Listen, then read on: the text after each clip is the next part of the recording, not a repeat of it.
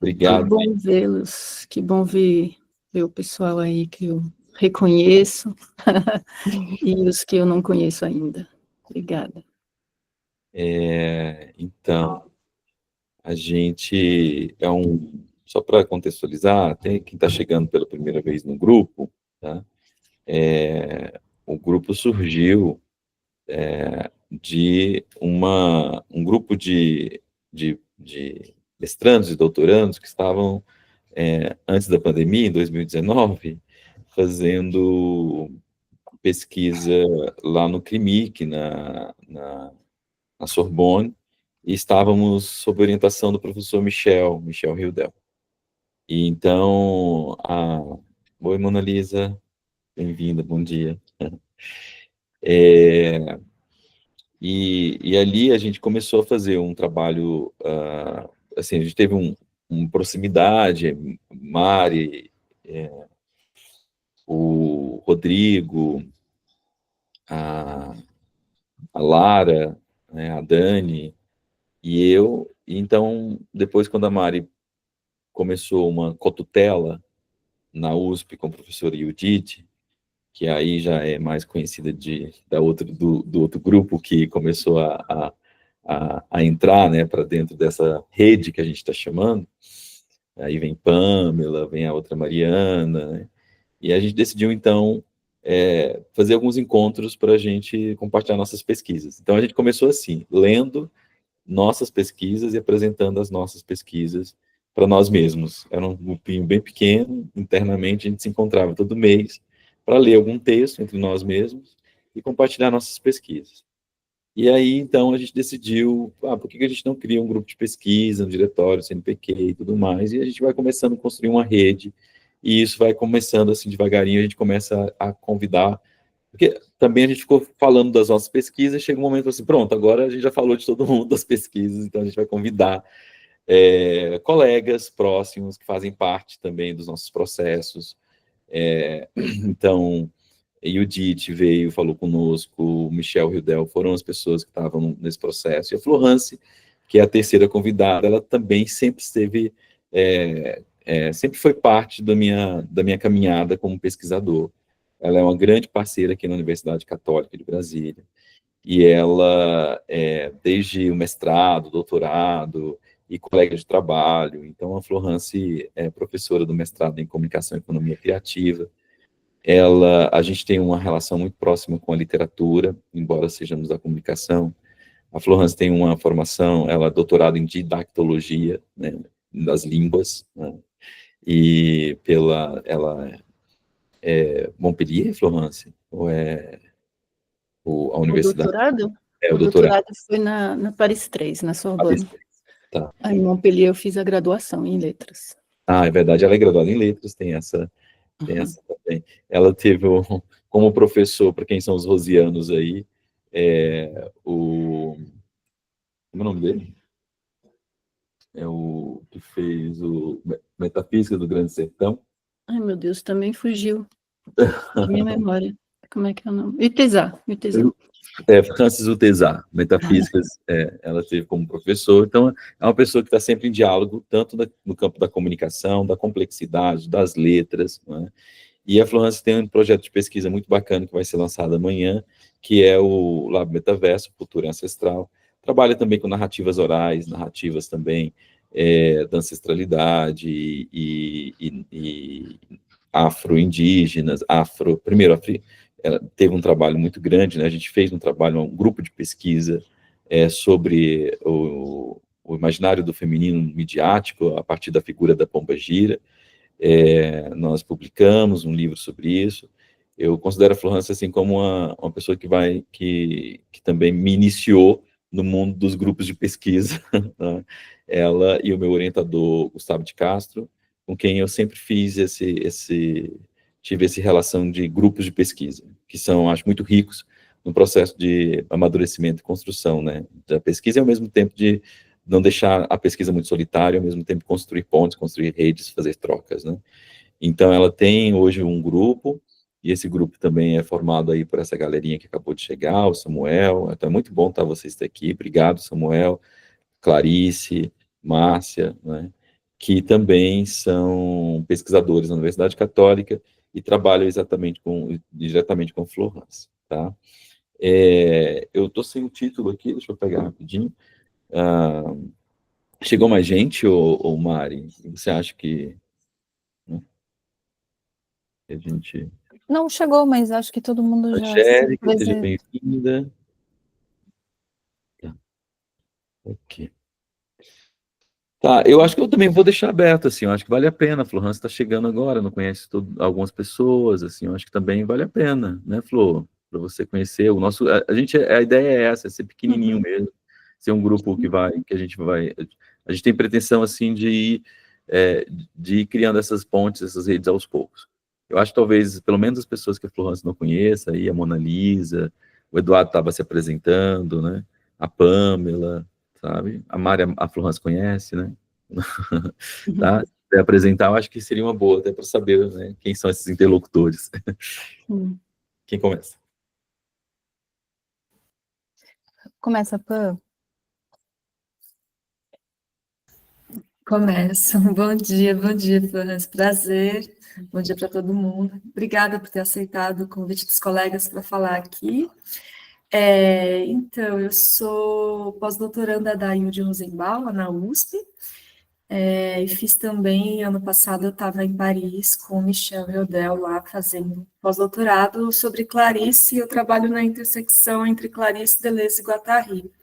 Trabalho com Deleuze e Guattari já há bastante tempo, e com Clarice, oficialmente, é mais recente, só no pós-doc, né? E a minha graduação é em letras também. E a gente está aqui tecendo juntos essas tramas narrativas e todas mais. Legal. Mona Lisa? Isso, Obrigado, posso Pamela. ir? Também queria, né, estou curiosa para ouvir a fala de hoje, né, para saber como vai ser. E eu sou Mona Lisa, eu faço doutorado pela UFSCar em São Carlos, eu trabalho com Haroldo de Campos, com galáxias, então eu faço toda a leitura do galáxias através da linguagem e da manifestação, especificamente da linguagem erótica no poema. Aí eu leio Bataille, leio Roland Barthes, então vou mais por esse caminho. E é isso, fiz mestrado também com Haroldo, então tem um tempo que eu estou andando com Haroldo, e eu acho que é isso, né? Obrigado, Estou curiosa para ouvir hoje. Obrigado, Mona Lisa. Obrigado. Eduardo? Oi, gente, bom dia. Eu estudo Lúcio Cardoso, estou estudando nesse momento especificamente os romances de estreia dele, né, que é Maleta, Salgueiro e A Luz no Subsolo. E o meu interesse, na verdade, é estudar uma espécie de guinada à direita que o Lúcio dá na carreira, né? Então, ele começa numa estética regionalista, depois ele recusa essa estética regionalista para alguma coisa que seria um romance intimista, um romance de introspecção, mas também é uma espécie de oposição aos escritores do Norte, né? Os escritores do romance social. Então, eu me interesso especificamente por essa linha do romance. Legal. Obrigado, Eduardo. Muito bom te ver aqui. É seu primeiro encontro com a Rede Trama, né? Lara está chegando, seja bem-vinda. E aí eu vou deixar aberto, fique à vontade. Quem quiser, quem não quiser ainda se apresentar, que não se apresentou, tá? E... A Lara chegou. Estou intimidada, né? Só gente estudando gente grande estudando gente grande. Okay. Muito bom voltar, né, para o ambiente dos estudos literários. Para mim é uma volta, assim, muito bom, muito bom. Bom, mais alguém? Não sei se a Lara está podendo falar, que eu acho que é bom também a Flor conhecer a Lara, que também ela vamos dizer assim, está desde antes da pandemia. A vida da gente se divide em dois, né? Antes e depois da pandemia. Se divide em duas. Então, bom, Flor, eu te passo. Olá, Lara. Chegou. Oi, Lara. Você está onde hoje? Hoje eu estou na Escócia, na verdade. Legal. Sempre em movimento. Maravilha. Muito Mostrar bom que ver vocês. a nossa rede, ela vai longe, né? Diga aí, Muito Lara. prazer, Florence. Um pouquinho. Prazer. Você quer que eu me apresente, é isso, rapidinho? Bom, então, meu nome é Lara, eu sou canado-francesa, mas estudo literatura e cultura brasileiras e latino-americanas de uma forma mais ampla. Eu estou escrevendo uma tese agora sobre o tema da hospitalidade na literatura e no cinema latino-americanos dos últimos 20 anos, mais ou menos, no âmbito da chamada crise da migrância e dos refugiados internacional, mas especialmente no contexto latino-americano. Então, é isso, eu tenho um corpus com obras do Julián Fuchs, de um escritor mexicano que chama Antônio Ortuño, e também duas longas-metragens da Eliane Café e de um roteirista, não roteirista, de um cineasta chileno que chama Juan Cáceres. E é isso. Lindo seu tema, muito lindo. Mari? Não, na verdade eu queria, eu conheço a Florence, mas eu queria aproveitar para te agradecer, já que todo mundo já se apresentou e já falou, eu só queria agradecer a sua participação aqui, e é sempre um prazer te ouvir, e Obrigada. curiosa. Obrigada, bom te ver, bom estar com vocês. Maravilha. Então, quem é novo, quem é nova, só para importante também a gente se apresentar, ficam sempre muito bem-vindas, né? Bem-vindos. Eu e a Mara, a gente criou um grupo de difusão, tá? Eu vou compartilhar com vocês depois pelo WhatsApp, que vocês podem ir recebendo informações sobre próximos encontros. E então, o pessoal da Católica, eu vou compartilhar com vocês, e sempre que estiverem disponíveis, vocês podem entrar e ficar à vontade para acompanhar a nossa programação, tá bom? Então, Florence, obrigado mais uma vez, seja bem-vinda novamente. Então, vamos falar aí desse romance que me causa um pouco de perturbação também. Eu li poucos dias, provocado pela sua proposição aí do seu tema, Reinvenção Feminina dos Mitos, uma reflexão a partir do romance A Vegetariana, de Han Kang. Maravilha, obrigada, Leandro. Acho que a Bruna acabou de entrar, eu ia falar que eu tinha convidado, eu te perguntei se podia, mas acho que foi muito em cima da hora, você não viu, e fico feliz com a presença aqui da Bruna Caroli, que está aí conosco na Naturações. A Bruna, só para vocês saberem, ela é parte dos grupos de pesquisa dos quais participamos juntos com o Leandro na Católica, desde que ela fez o mestrado, e agora está aí, muito próxima, ligada aos estudos, sobretudo aos estudos da narrativa, né? Bruna, não sei se você quer abrir, porque como todo mundo se apresentou, de repente só dá um alô para a galera. Oi, gente, desculpa, eu tô na rua, mas eu queria muito poder assistir. É isso, eu sou jornalista, enfim, fiz mestrado com a Florence, participei de vários grupos com o Leandro também, alguns anos atrás, e agora eu estou tentando preparar meu projeto de doutorado sobre narrativa, sobre mitos, sobre contar histórias, então vai ser um prazer poder escutar hoje a fala. Que bom, obrigada, Bruna. Então, o tema que eu propus é uma coisa assim um pouco complexa, um pouco rocambolesca, cheia de elementos diferentes que eu vou tentar reunir. E aí eu não preparei nada assim de visual, porque eu vou falar de oralidade e eu acho que eu posso falar com a própria oralidade, assim, deixando que as imagens sejam criadas dentro de cada um. Então, assim, vou introduzir um pouco, já que o Leandro me apresentou, obrigada, mas eu também queria acrescentar só uma coisinha que, nos últimos anos, eu tenho trabalhado muito com estudo de mito e pensamento sobre o mito, né, como uma forma narrativa, mas não só.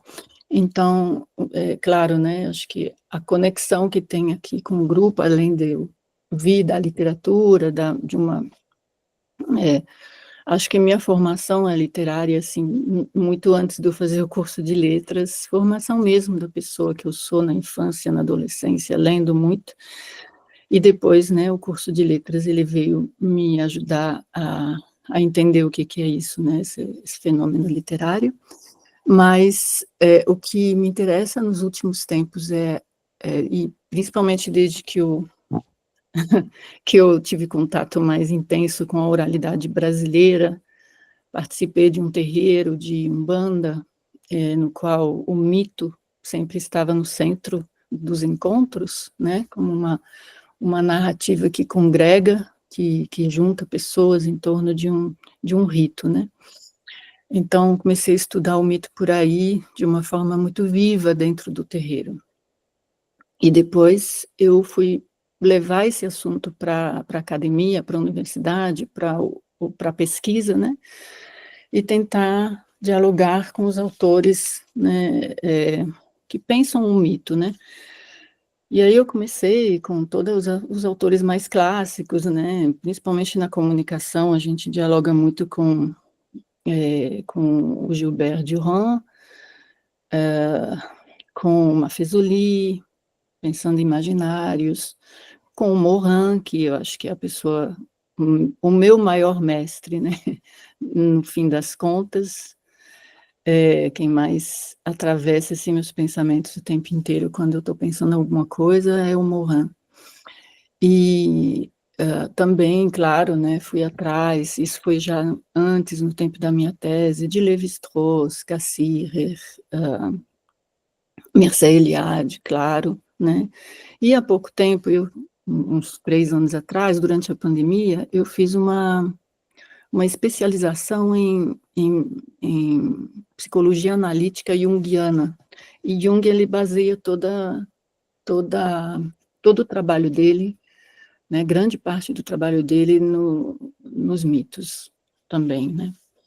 Então, assim, é esse percurso, e hoje, inclusive no projeto que o Leandro acaba de citar, né, e junto com a Clarice, com o Samuel, nós estamos voltados para os mitos indígenas, de culturas indígenas que estão aí, né, perpetuando sua oralidade, né, e sua relação com o que a gente chama de mito, que eles chamam de narrativa da tradição, ou narrativa simplesmente, né, ou história mesmo.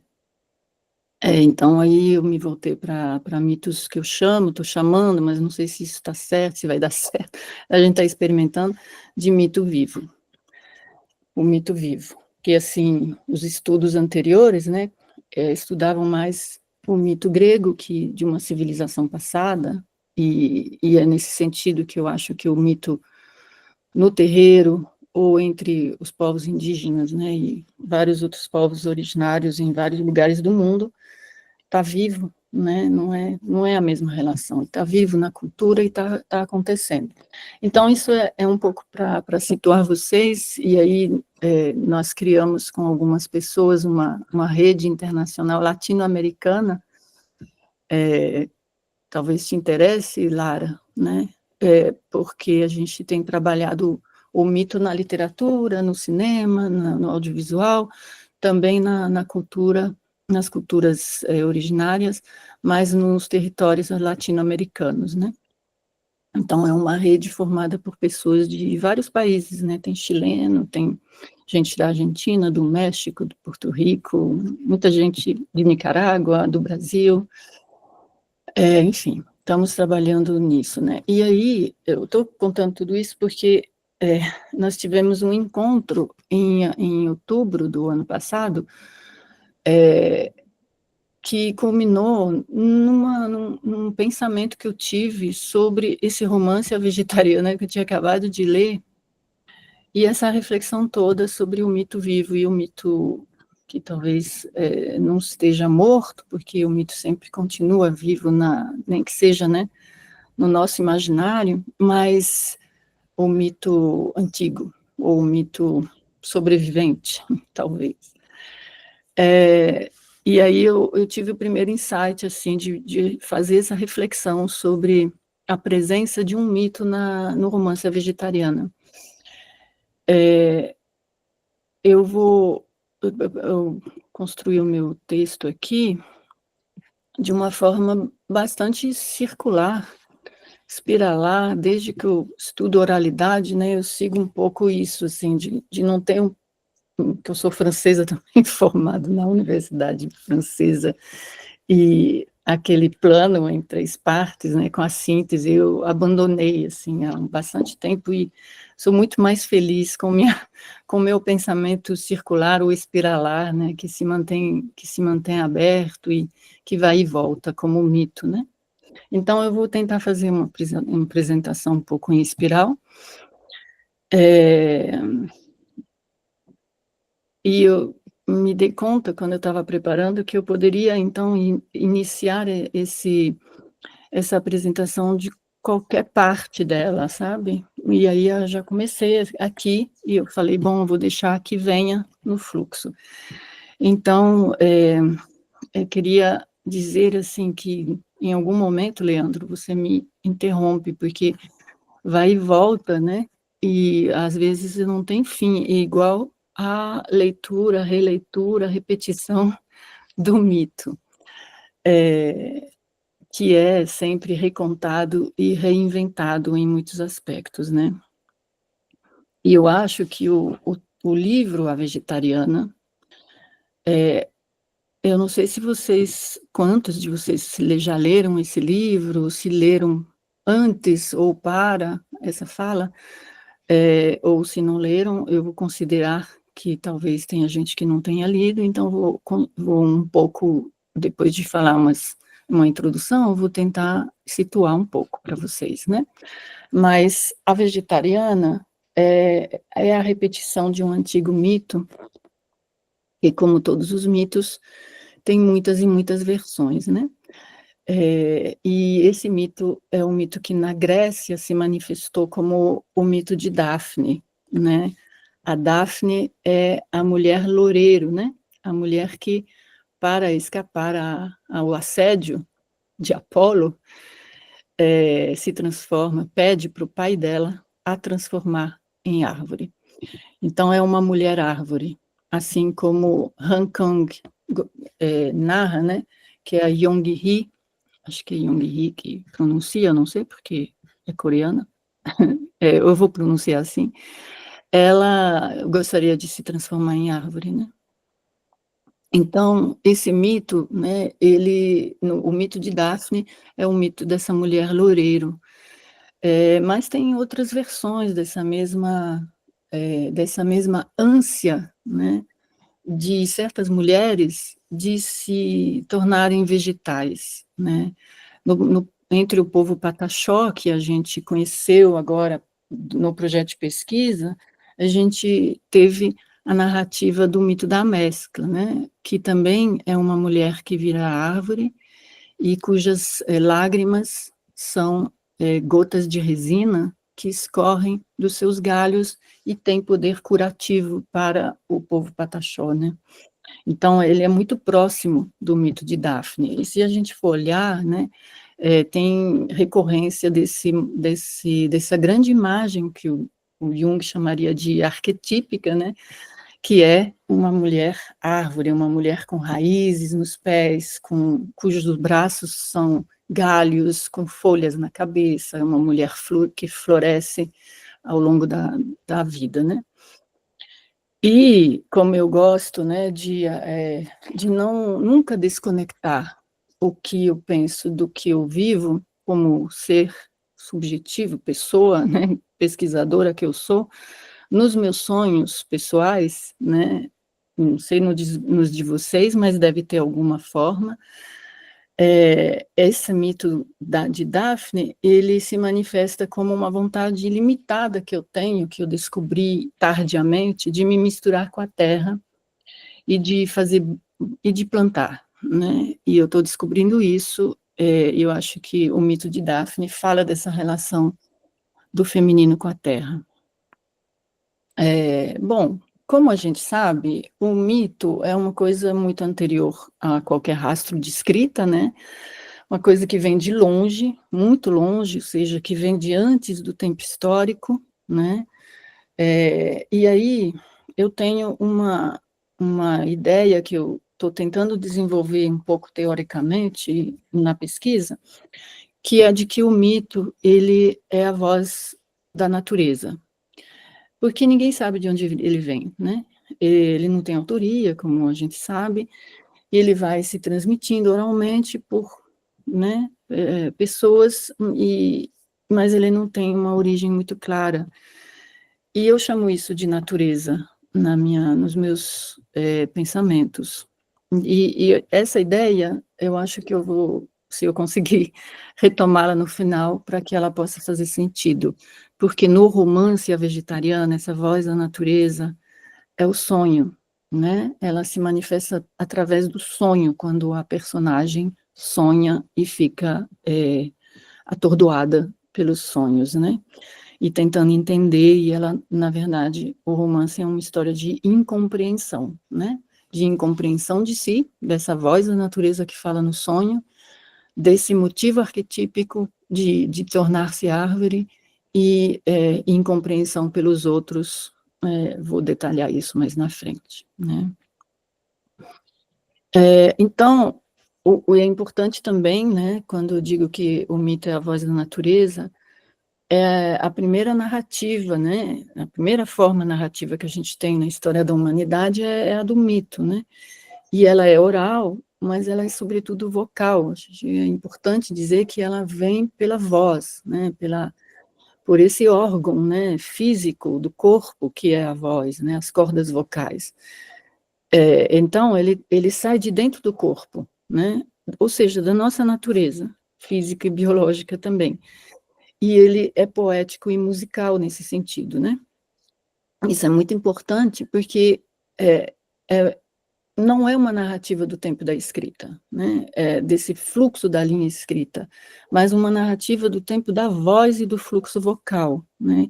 Que segue um curso não da escrita no papel, da impressão no papel, num objeto, mas que segue um outro curso, que é um curso sonoro, que é um curso ritmado, que, portanto, se aproxima muito mais da música do que da literatura, mas está ali, né?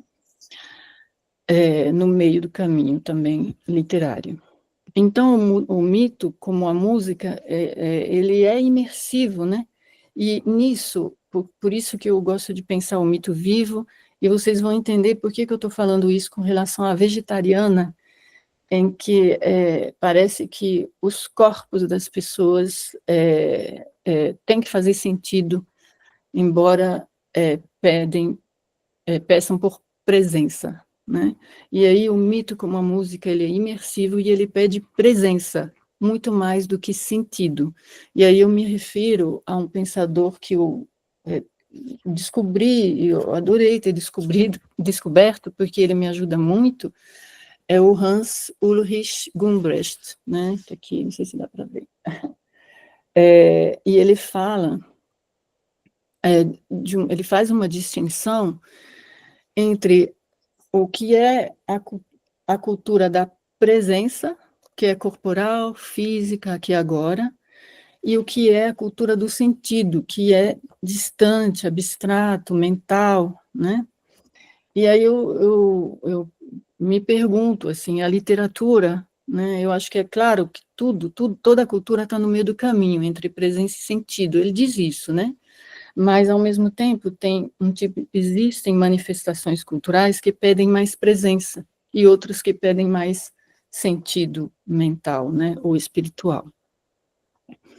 E aí essa distinção também ela vai ser importante para entender o romance vegetariano, ao meu ver, né, e sobretudo a leitura que eu quero propor.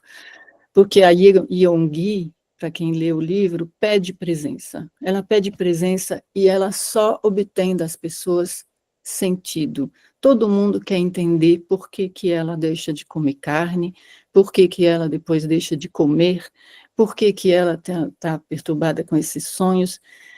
E ela também não entende o sentido disso, mas ela vive a presença desses sonhos e vive a presença dessa perturbação no corpo dela, e a vontade de se transformar em árvore de forma literal, né? Então, ela pede presença. Bom, vou tentar agora situar um pouco, né? O romance A Vegetariana é um romance pequeno, né? Em 3 capítulos, da sul-coreana Han Kang, uma mulher que recebeu o Prêmio Nobel em 2024 por essa obra dela. No início, quando ele foi publicado em 2007, né, ele causou escândalo na Coreia do Sul. O Leandro já adiantou que ficou bastante perturbado com a leitura. Claro, é um livro que eu descobri num curso sobre o infamiliar, porque ele traz, né, ele traz muito mal-estar, né, ele deixa a gente muito perturbado mesmo, mas eu acho que nos trechos que eu vou ler, né, vocês vão perceber isso, né, então ele realmente causa esse estranhamento de uma coisa que é muito familiar, né, que é essa relação com o corpo, em que o corpo da mulher é objetificado, em que ela é despersonalizada, e é um corpo erotizado, mas de uma forma violenta, agressiva, enfim, tem essa presença da loucura que paira o tempo inteiro, desses sonhos incompreendidos, né? E como o Freud expressou na ideia de infamiliar, né? O infamiliar é aquilo que é inquietante, né? É estranho, mas que é muito conhecido, muito familiar ao mesmo tempo, né? Então, eu acho que o romance é exatamente um romance infamiliar, né? O livro ele foi traduzido para o Brasil em 2018, né? Ele ganhou o prêmio antes do Prêmio Nobel da autora, né? E ele faz parte, acho que, dos clássicos citados da literatura contemporânea, então acho que é importante também, né, trazer ele à discussão aqui. O primeiro capítulo se chama, tem um nome que dá o título do livro, que é A Vegetariana, né? E ele é narrado pelo marido da protagonista, da Yeong-gi. E, ao mesmo tempo, de vez em quando, a narrativa é pontuada pelos relatos de sonho da própria Yeong-gi. Então, é essa alternância, mas quem tem a palavra é o marido, é um homem, né? E ele tem a palavra para falar sobre a mulher dele, uma mulher que ele chama de minha mulher, minha esposa, o tempo inteiro, sem nunca utilizar o nome próprio dela. Segundo capítulo se chama A Mancha Mongólica e é narrado, dessa vez, em terceira pessoa, mas adotando a perspectiva do cunhado da personagem, da protagonista. Então, mais uma vez, a gente tem a perspectiva masculina sobre essa mulher, né? Esse título, A Mancha Mongólica, ele se justifica porque o cunhado dela é fascinado pela ideia de que ela tem essa mancha mongólica ainda, né, no corpo dela. E é uma mancha que os bebês geralmente têm quando nascem, que depois vai sumindo. Só que no caso dela, ela ainda teria essa mancha, e ele fica fascinado e começa a desenvolver uma fantasia erótica sobre isso, e fica perturbado, querendo,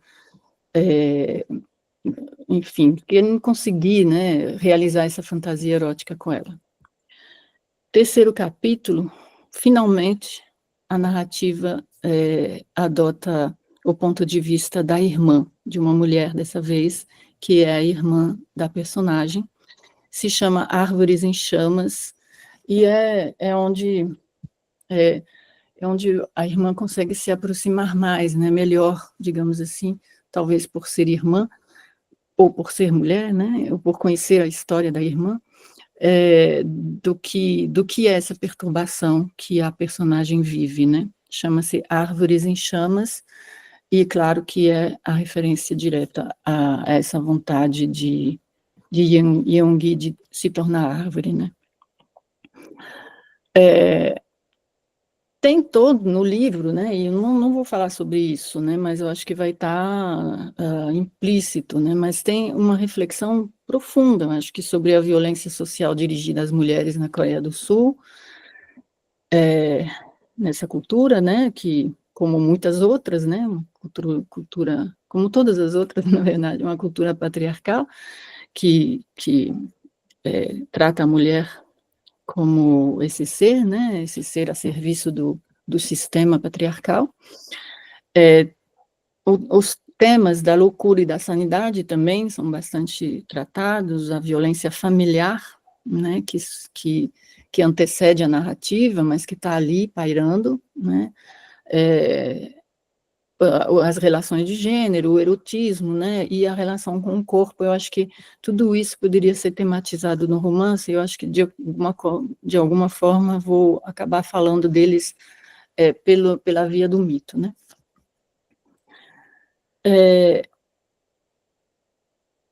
Deixa eu ver se está tudo bem aí, porque eu perdi a tela. Está tudo certo, né? Posso seguir? Tudo certo, estamos seguindo. Eu acho que a gente vai ter um debate depois, Leandro, como é que é? Sim, sim, fica à vontade. E também, Flor, acho que também, não sei se você... acho que se alguém levantar a mão, eu posso dizer também, e se alguém quiser fazer algum comentário. Não sei se Tá bom. Ok.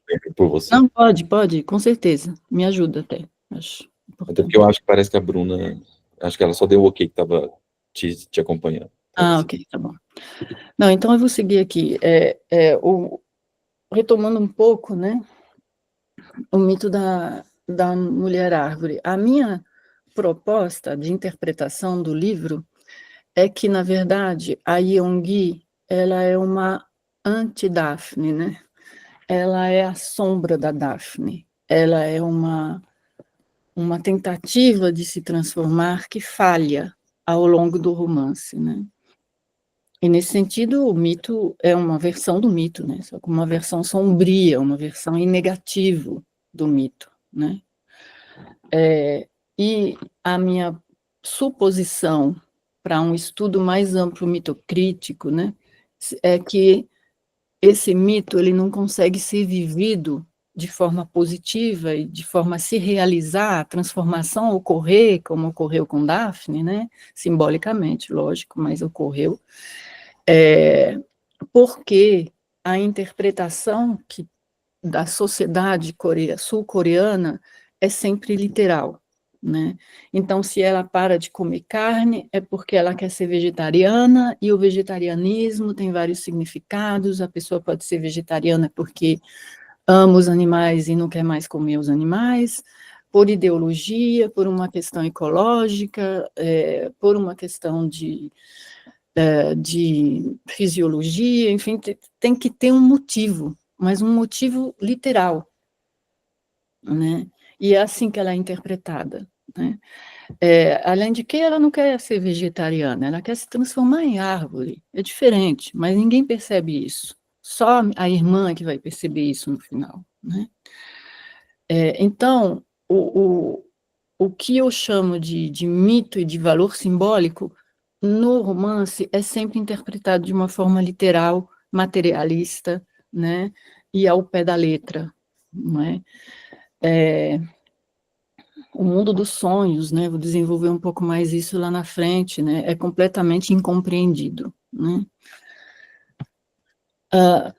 Para ser um pouquinho mais concreta, assim, eu vou também relatar um pouco melhor esse mito de Daphne, porque a gente vai ver um contraponto bem claro entre Daphne e Yeongi, mas a gente também vai ver um contraponto entre Apolo, que é esse deus perfeito da beleza apolínea, né, o mais belo deus do Olimpo, que se apaixona perdidamente por Daphne, porque ele foi flechado por Eros. Eros ficou irritado com a beleza e a arrogância de Apolo, flecha o deus, né, para condená-lo a um amor eterno por Daphne.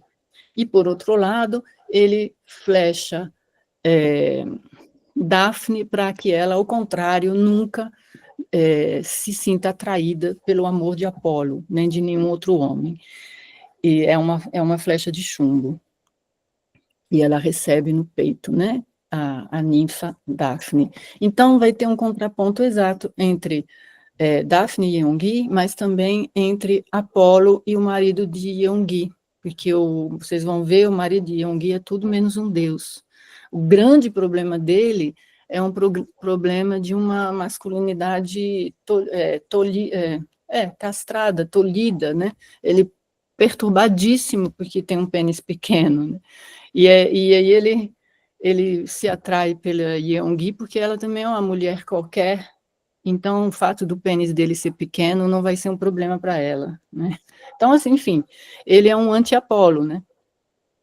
E o pai também de Daphne, que é um deus, né, um deus do rio, chamado Peneu, é ele que a transforma em árvore, né? Porque ela grita por ele, pai, pai, me salva, e ele a transforma em árvore. E a gente vai ver um contraponto também perfeito entre esse deus Peneu, pai que tem esse poder de salvar a filha da dor, do sofrimento, com o pai de Yeongi, que é um general do exército, um aposentado que fez a guerra do Vietnã e cometeu as piores violências contra a humanidade, né? E que, ao invés de salvar a filha, de ajudar a filha, vai piorar a situação dela, tentando enfiar à força pedaço de carne na sua boca para ela comer, né? E aí isso vai despertar nela um gesto de suicídio, ela vai tentar o suicídio ali. Então, é o contrário, né? Em vez de renascer como árvore, ela tenta se matar, né? Bom, o mito de Apolo e Daphne, né, é o seguinte: Apolo, flechado por Eros, começa a assediar Daphne, né, que vai recusar todos os seus pretendentes, né, e não vai ser diferente com Apolo. Ela recusa o deus da beleza, né, como amante, né? Então ele não aceita e segue a sua perseguição. Ela corre, né, desesperada pela floresta, tentando evitá-lo, e quando ele vai chegando perto, Daphne suplica ao pai, né, que a ajudasse a parar com o sofrimento. Peneu, então, né, vê que Apolo já está tocando os cabelos da filha, enfeitiça a filha, ela sente o seu corpo transformar-se em tronco, galhos, folhas e raízes, e ela se transforma num loureiro. E olhe só, né, Apolo, como ele está enfeitiçado também por Eros, ele não perde o amor dele por Daphne, né? O amor, depois eu quero falar sobre uma visão mais feminina, né, desses mitos gregos, que está no título da minha fala, né? Que amor é esse, né? Mas, enfim, Apolo não perde o seu amor por Daphne e continua apaixonado pelo loureiro. Só que ele diz, né, e aí tem um texto interessante do Ovídio contando esse mito, que ele diz assim no final: já que você não pode ser minha noiva, você deve ser minha árvore. Loureiro, com você meu cabelo será enfeitado, com você minha lira, com você meu arco. Olha como ele é egocêntrico, né? Tudo é ele, né? Você irá com os generais romanos quando vozes alegres proclamarem seu triunfo, e o Capitólio testemunhará suas longas procissões. Você ficará do lado de fora das ombreiras de Augustus, um guardião fiel, e vigiará a coroa de carvalho entre eles. E assim como a minha cabeça com o cabelo sem cortes é sempre jovem, você também vai usar a beleza das folhas imortais. Então, é assim que termina a narrativa do mito de Apolo e Daphne. Com o foco em Apolo, a palavra está com Apolo e o loureiro a serviço da megalomania de Apolo. No final, a gente pode pensar uma outra possibilidade, né? Essa ideia de recontar os mitos adotando uma versão feminina. Eu a encontrei a primeira vez numa mulher ecofeminista, que talvez vocês conheçam, dos anos 70, contemporânea da Simone de Beauvoir, que é a Françoise Daubonne, né, no livro O Feminismo à Morte. em que ela diz: nós mulheres temos que reinventar os mitos, temos que recontar esses mitos que fundamentam a nossa sociedade ocidental, né? E aí a minha proposta é justamente, né, que a gente repense o mito de Dafne à luz do olhar de Dafne e não de Apolo, né? Então, do ponto de vista de Dafne, Apolo é o persecutor, né? É o assediador, que não aceita a sua rejeição, né? Uma realidade que a gente conhece bem, né? Que gera muitos feminicídios na sociedade contemporânea até hoje, né? Dafne não está interessada em amar nenhum homem, ela é moça virgem, ela está a fim de viver, de ser caçadora, de viver na floresta, como a sua deusa Ártemis, né? E para ela, metamorfosear-se em árvore é a solução para escapar essa perseguição incessante, né? Ela também foi flechada por uma flecha de chumbo por Eros, então ela carrega um peso de impureza também, que tem que se transformar, que tem que se purificar, né? Porque na alquimia, e os mitos e a alquimia são muito ligados, é muito interessante estudar os mitos à luz da alquimia. O chumbo é o elemento mais pesado, mais impuro, que deve ser transformado em ouro, né? Simbolicamente, seria uma purificação necessária. E aí, quando o pai a transforma em loureiro, né, essa árvore que é tão carregada de simbologia, mas muitas vezes uma simbologia adquirida depois das determinações apolíneas, então a gente vê o louro como, né, os louros, como essa coroa carregada pelos heróis, né? Só que quais serão as virtudes do loureiro, né? A gente não pensou sobre isso. O que era o loureiro para a cultura grega antes dela se tornar apolínea, né? Bom, eu sei que o louro tem efeitos alucinógenos, né? O louro tem efeitos curativos também, né? Então, a gente poderia pensar de outra maneira, né? Esse loureiro. Mas, sobretudo, né? Eu acho que é o que livra Dafne, né? Da insistência de Apolo, né? Em satisfazer seus instintos carnais, né? Com ela. E aí ela deixa de ter carne para se tornar árvore e fica livre disso, né? Então é muito forte, né? Isso é muito importante a gente considerar esse ponto de vista de Dafne, né? E aí eu trago a interpretação feita pela Nise da Silveira, junguiana, né? Colaboradora brasileira de Jung, né? Muito interessante que a Nise da Silveira ela não foi uma discípula de Jung, ela foi uma colaboradora de Jung, né? E ela disse, né? Ela tinha uma moradora do Engenho de Dentro, que é onde ela cuidava das pessoas, né? Que se chamava Adelina Gomes, né? Não sei se vocês viram, teve uma exposição recente aqui em Brasília, não sei se ela andou por outras cidades, mas a gente viu nessa exposição a obra de Adelina Gomes, né? E um dos motivos da pintura de Adelina é a mulher árvore, né? E a Anísia Silveira diz: o mito de Dafne exemplifica a condição da filha que se identifica tão estreitamente com a mãe, a ponto de os próprios instintos dela não lograrem desenvolver-se. Então, esse motivo arquetípico, ele está na cultura, ele está, né, nos mitos, mas ele também está nas imagens, né, míticas, arquetípicas que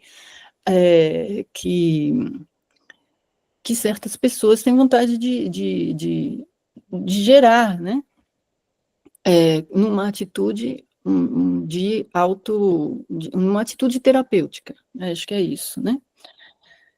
E aí, eu fui ler a história de Adelina, quando eu me lembrei da referência da vegetariana a Dafne, e eu fiquei impressionada, porque eu não sei se vocês lembram, mas a Yeongi tem uma passagem em que ela esmaga um passarinho, mata um passarinho, né? E a Adelina Gomes, ela foi internada por ter matado gato, da família, entre outras coisas, né? Então, há uma semelhança aí, né, de você matar um animal indefeso que você ama, né, numa situação de crise, né? A Adelina, a história dela, eu espero que dê tempo aqui, eu estou me demorando muito, mas eu vou contar essa história de Adelina que eu acho importante. Pode seguir, tá bem, Tá tá bom. ótimo. Uhum. Adelina, ela nasceu na cidade de Campos dos Goytacazes, no interior do Rio de Janeiro, e ela era descrita como uma moça retraída, bem parecida com a Yeon-gi, filha de camponeses com forte relação de submissão à própria mãe. Adelina sujeitou-se, né, à situação quando ela queria namorar um rapaz de 18 anos, que era de origem humilde e não foi aceito pela família. Então, começou aí, né, as perturbações de Adelina. E ela, assujeitada a essa decisão familiar de acabar com esse namoro, ela começou a demonstrar um perfil sombrio, cada vez mais sombrio, até que ela estrangulou a gata de estimação da família, né, por quem ela mesma nutria estima, né, e, ou seja, num gesto, né, de concretização da agressão que ela mesma internamente tinha sofrido, né. E aí, a Adelina frequentou o ateliê do Engenho de Dentro durante muitos anos, quase 40 anos, quando depois ela morreu, então ela ficou lá até morrer, e seus primeiros trabalhos eram permeados por figuras híbridas entre a mulher e a flor, ou a transformação de flores em mulher, ou de mulheres em flores, né? A ideia, né, a interpretação feita pela Nise da Silveira é que ela não conseguiu viver seus instintos femininos, né, que poderia ter vivido como uma metamorfose vegetal, tal como a ninfa Daphne, né, mas aí ela pintava mulheres flores, né, para revelar a sua identificação com o vegetal e seu apego à figura da mãe, né. E aí o estrangulamento da gata teria sido um ponto de partida para ser um mergulho no inconsciente, né. Então vemos aí um fio condutor do mito da mulher árvore e da mulher vegetal, que eu acho que permite voltar um pouco ao romance vegetariana, considerando, né, do ponto de vista desse mito, ou mesmo do trágico apagamento do mito que vigora, como eu falei no começo, né, apesar de tudo. Mas que, ao ser negado, o mito assume o seu lado sombrio. Porque tem uma coisa, o mito nunca morre, ele não pode ser negado, ele sempre volta, né? Mas ele volta no seu lado, no seu aspecto sombrio, que no caso é o da autodestruição, né? Então, como eu disse no começo, né, a vegetariana é a tentativa falida de transformar-se em árvore da personagem Yeon-gi, que termina morrendo no hospital psiquiátrico incompreendida, né? E eu vou passar um pouco pelos 3 capítulos e ler uns trechos para vocês perceberem. Então, no capítulo 1, eu acho que é a primeira tentativa falida de transformar-se em árvore simbolicamente, né? E isso se percebe, essa falha, pela incompreensão pelo marido, né? Então, a Han Kang, a autora, ela dá voz a esse ser que é incapaz de amor, que é o marido, né? Ou seja, essa relação mítica entre Daphne e Apolo aqui está desencantada, né? Agora, o homem não é capaz de amar a Yeon-gi, é o contrário, né? E a maior prova da sua incapacidade são as 50 páginas de desrespeito e despersonalização de Yeon-gi no texto, né? O marido não menciona o nome da esposa, ele a trata como objeto desprezível, ele assume desde as primeiras páginas que a insignificância de Yeon-gi o aliviava do seu complexo de pênis pequeno, E a maior prova da sua incapacidade para o amor talvez seja sua falta total de empatia quando Yeon-gi inicia o seu percurso de vegetalização, né? A reação dele é totalmente voltada para si mesmo, para os seus próprios interesses de marido, né? E como eu disse antes, a sua interpretação do processo de vegetalização vivenciado pela esposa não passa de uma literalização do mito. A vegetariana é uma mulher que se recusa a comer carne porque não suporta a sua própria carne, assim como Daphne, né? Não suporta a vivência da sua carne e é salva ao ser transformada em loureiro pelo pai. Ela não é vegetariana, no sentido literal. Esse atributo, quem o expressa, né, e atribui a ela, é o marido, né? Mas ela é uma mulher em processo de transformação, em busca de sua conexão com a mãe maior, a mãe, né, terra, né, ao grande útero, a origem, enfim, né, algo que, acredito eu, de um ponto de vista ecofeminista, que é o meu hoje, que é algo que todas as pessoas buscam, né, e que o mito expressa, numa versão feminina. Só que todos vão tentar convencê-la a deixar de ser vegetariana, né, ignorando, e todos ignoram completamente a referência constante que ela faz aos seus sonhos, né? Isso causa muito incômodo ao leitor, porque esses sonhos são muito estranhos, né? E ninguém tem a coragem de encarar o significado desses sonhos, né? No entanto, numa perspectiva junguiana, seria tão simples interpretá-los, né? Mas isso não acontece no romance, né? Então, eu vou ler, assim, só um trechinho para dar uma ideia disso, né, dessa incompreensão do sonho, na página 13 do romance, né, da versão que eu tenho aqui, que é essa aqui da Todavia, da edição Todavia. Querida, diz o marido, página 13, olhei seu rosto no meio da escuridão. Tinha uns olhos frios e brilhantes, a boca fechada com firmeza. Nunca tinha visto com essa cara. Eu tive um sonho, respondeu com voz firme. Sonho? Do que você está falando? Sabe que oração? Aí ele continua. Ela me deu as costas e começou a caminhar lentamente em direção ao quarto. Assim que atravessou o batente, esticou o braço para alcançar a porta e a fechou em silêncio. Fiquei sozinho na escuridão da cozinha, encarando a porta do quarto, que engoliu minha esposa vestida de branco. Então, aqui, esse trecho, acho que ele denota, né, a incapacidade do marido de compreender a sua mulher e o fato dele a olhar como a sua esposa vestida de branco, né, que ele não conhece. Ele começa a olhá-la como uma estranha, ou seja, ele não tem empatia nenhuma, não se identifica com ela, não a reconhece como a companheira, uma pessoa que ele ama, não, é um estranhamento total, né? Tem vários trechos que mostram essa relação dele com os sonhos dela, né? Mas, assim, acho que não dá tempo de ler todos, então vou pular aqui para o fato da Yeon-gi, né, ficar tão conectada com os sonhos dela que o marido, né, vai afirmar o seguinte: de um segundo para o outro, aquela mente a qual eu nunca tivera acesso, o seu interior me pareceu uma armadilha sem fundo.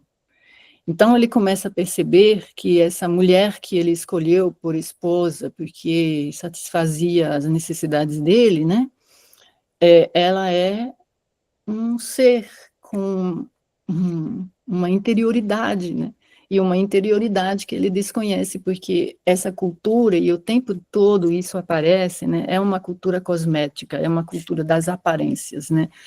Isso é um dos motivos também que a gente poderia explorar no texto, né, a cosmética da cultura, dessa cultura sul-coreana, em que ninguém fala dos seus próprios sentimentos, nem demonstra suas próprias emoções. Eu acho que faz parte das críticas do romance à civilização sul-coreana contemporânea.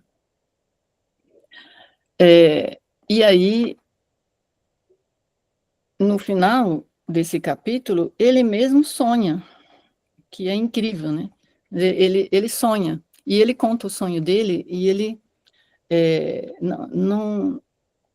não desenvolve, né? Ele só conta, né? Então, ele mesmo parece também não compreender os próprios sonhos, né? Mas os sonhos são a voz do mito, né? Os sonhos são a voz da natureza, eles falam coisas, né? Eles falam da perturbação interior desses personagens, né? Só que no romance eles não são interpretados, eles não são compreendidos, né? Na página 52, ele fala, esse chavão, né, da narrativa, inclusive, que é que tudo poderia ser apenas um sonho, né? Então, na volta para casa, gostaria de dizer à minha mulher e a mim mesmo que tudo aquilo não tinha passado de um sonho, né? Então, essa relação com o sonho, né, que isso serve para a gente fugir da realidade, né? Se fosse tudo um sonho, né, seria melhor. Então, aí é uma inversão em negativo também do papel do sonho, né? Que seria apenas um pesadelo da existência, né? Eu acho que essa frase, né, ela vai voltar no final do romance, pronunciada pela irmã. Poderia ser tudo apenas num passar de um sonho, né?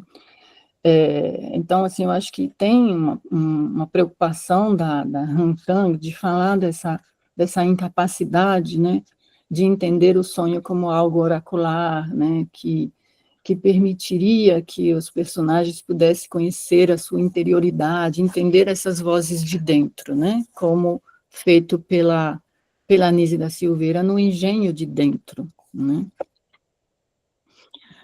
Muito bem. Depois, nesse mesmo capítulo, a incompreensão vem também da família, né? E aí se revela a violência do pai e a ausência da mãe.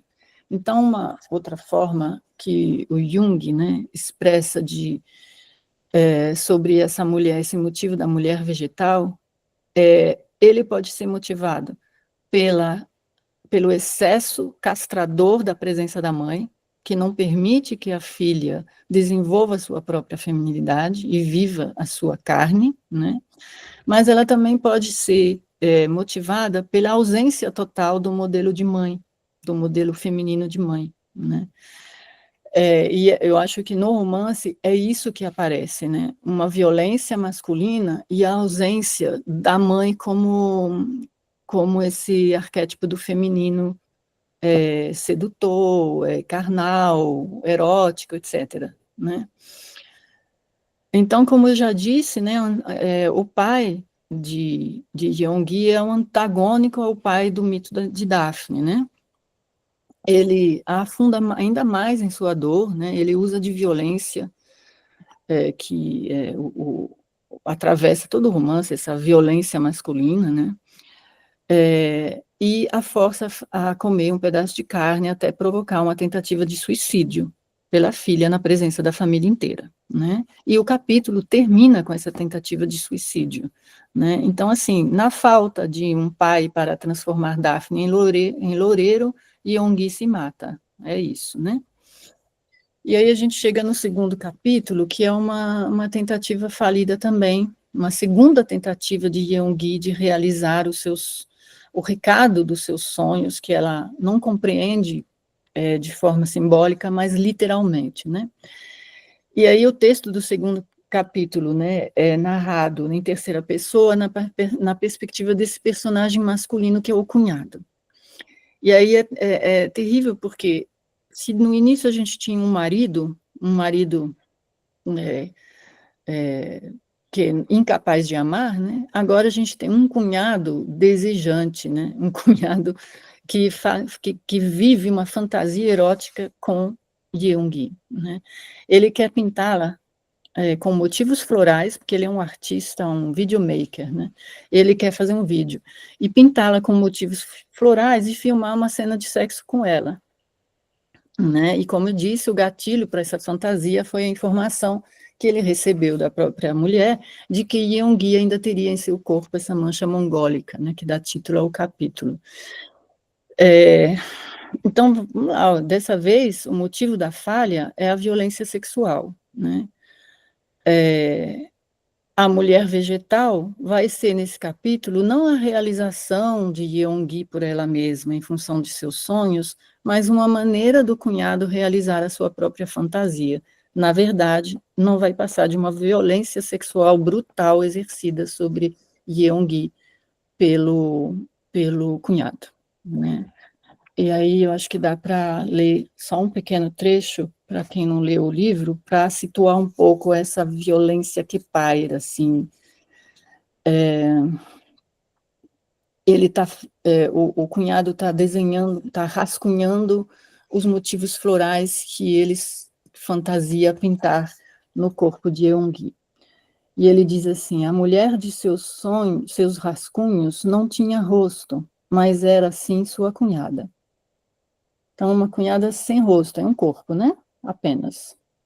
Ou melhor, tinha que ser ela. A primeira vez que a desenhou, imaginando seu corpo nu, que nunca tinha visto, e estampando nele uma pequena mancha azul no meio das nádegas, experimentou uma leve excitação acompanhada de uma ereção.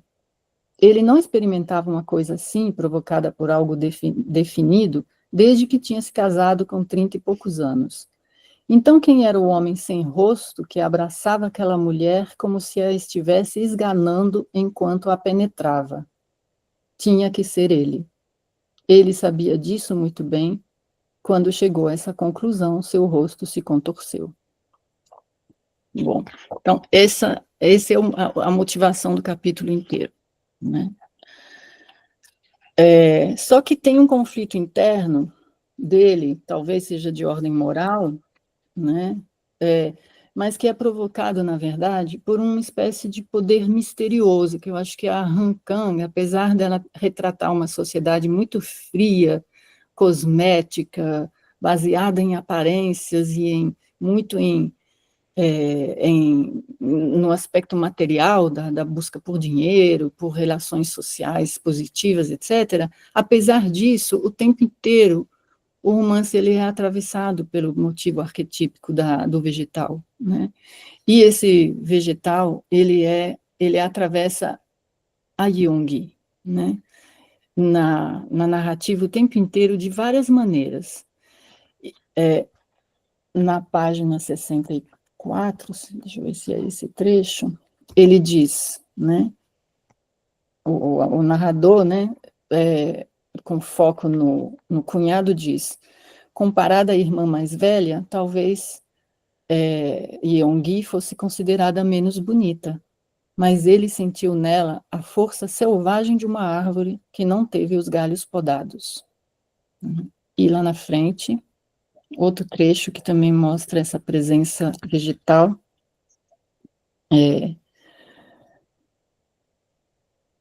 quando ele vê a mancha mongólica pela primeira vez, ele diz: se tratava mesmo da mancha mongólica, não havia dúvida. Era algo que remetia a tempos remotos, anteriores à evolução, ou ao processo de fotossíntese. Ele percebeu que, inesperadamente, aquilo não tinha nada de erótico, estava mais para algo relativo ao vegetal. Então, essa presença misteriosa do vegetal, né? Quando a Yeongi aceita ser filmada, pintada e viver uma experiência erótica com ele diz: vendo-a aceitar sem resistência todo aquele processo, considerou-a um ser sagrado, nem humano nem animal, ou talvez um ser entre o vegetal, o animal e o humano, tudo ao mesmo tempo. Então, ele não entende nada, mas ele percebe, que é o que eu chamo da cultura da presença, quando a gente fala de mito. Algo que você só percebe, sente no seu corpo, mas que você não consegue formular como sentido, né? Bom, o que acontece no capítulo é que Yeongi acredita que fazer sexo com um homem pintado com flores pode livrá-la dos pesadelos, dos rostos que a assombram, e que não sumiram quando ela parou de comer carne, Então, agora ela vai tentar ter essa relação sexual para ver se livra do problema, né? E aí o cunhado se aproveita para realizar sua fantasia erótica, e Yeongi, no final, só faz chorar após essa relação, né? E o capítulo termina com a internação dos dois, né? Sendo que Yeongi vai ficar internada até o fim. Então, como eu disse, eu interpreto esse capítulo como a incapacidade da própria Yeongi de compreender os recados do seu inconsciente ou de dar forma simbólica à sua transformação vegetal, né? Muito bem, tem vários trechos aqui que eu tinha previsto ler, mas eu vou pular para a gente poder discutir. E vou chegar no capítulo 3, em que é a falha total e o mergulho na loucura, né? E assim, a Yeongi não tem a sorte de ir para um hospital psiquiátrico conduzido pela Nise da Silveira com arte-terapia. Ela está num lugar, né, clássico, enfim, de tratamento, e ela vai morrer ali, né? Ela vai adentrar esse abismo sombrio da loucura mesmo, né? E como eu falei no começo, nesse capítulo, que é também narrado em terceira pessoa, com foco na irmã de Yeongi, talvez a gente esteja chegando mais próximo da compreensão de que ela desejava mesmo se fazer árvore sem deixar de se alimentar, e deixar de se alimentar como humana, carnalmente, né? E do porquê disso. Mas ainda assim, nada mais vai salvar Yeongi dessa interpretação literal que ela faz das suas imagens oníricas. Ela chega a se colocar de cabeça para baixo, para tentar enraizar a sua cabeça na terra, né? Então, a literalidade é muito gritante, né? Ela chega também a escapar, fugir do manicômio e ir para a floresta, ficar, né, ao pé de uma árvore para se misturar com a árvore e virar árvore. Então, as ações dela são muito literalizantes, né? Então, a irmã, ela vai se aproximar da Yeongi, mas sem entendê-la. Mas o que é interessante na aproximação é que ela se dá pela presença de elementos naturais, né, que são ligados ao tempo e à vegetação. E aí eu vou mostrar só alguns trechos, né? A irmã de Yeongi está em pé, observando a estrada molhada pela chuva. Então, a gente começa o capítulo com a estrada molhada pela chuva. Depois,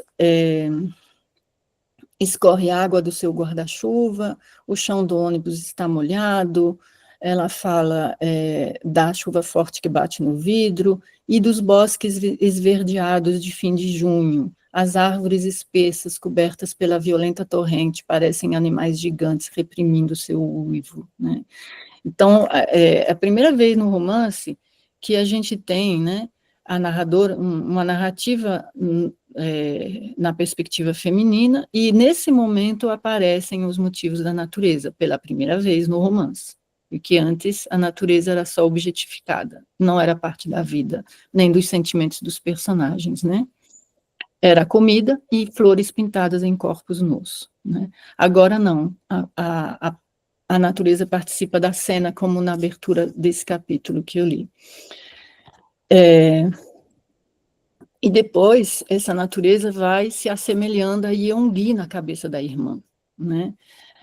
Quando ela fugiu, encontraram-na sem se mexer, de pé, em um barranco recôndito e distante da mata, como se ela fosse uma das árvores de tronco grosso sob a chuva, né? Em vários momentos, chuva negra, floresta negra, a bata hospitalar cinzenta toda encharcada, os cabelos molhados, um barranco todo escuro, de pé com uma alma penada, Yeongi amalgamada com a chuva e com a escuridão, amalgamada. Então, a irmã está vendo a transformação, só que é uma transformação sombria, como eu disse no começo, em negativo, destruidora, né? Bom, depois ela fica de ponta cabeça, querendo ser árvore, tem vários trechos aqui, ela fica sem comer absolutamente nada, né? Ela vira completamente esquálida, magra, perde as forças, e é por isso que ela vai acabar morrendo ali, né? E ela fala umas coisas sobre a sua vontade de ser árvore, e agora ela entende que ela quer realmente ser árvore, só que de forma literal. É muito interessante isso. Ela diz, por exemplo, né? Estou com sede, me dê água, diz Yeonggi sem mexer a boca, né?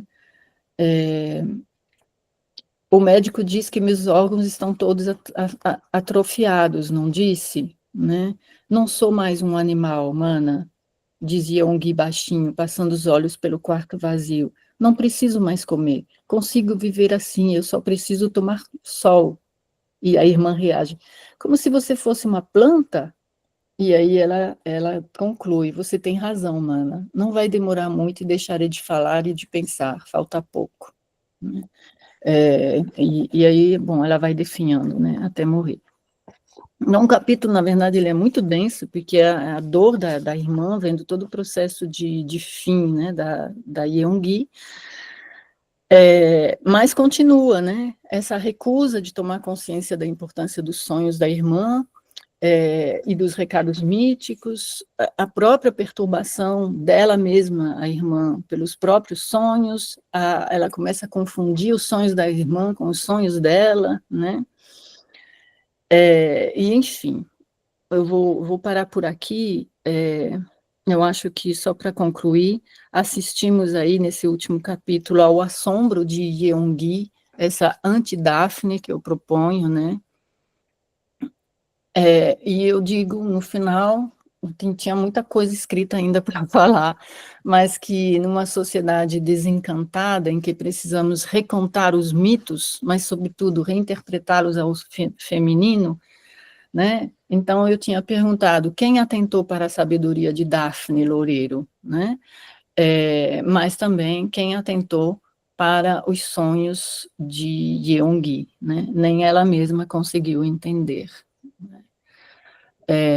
Essa ideia de que os mitos são a voz da natureza, né, eu acho que, para mim, significa isso, que a cultura marcada pelos sentidos, né, ela se distancia demais, tanto da natureza, que não reconhece a voz da natureza nos sonhos, né, fica presa aos sentidos, com pouca presença ao que acontece de fato dentro da interioridade das pessoas, né? E, enfim, depois a gente continua a conversa e talvez numa resposta eu consiga falar um pouquinho mais do ecofeminismo, né? Que é o que eu vejo no livro como o anti-ecofeminismo, né? É isso, gente. Vou parar por aqui, já são 11h20.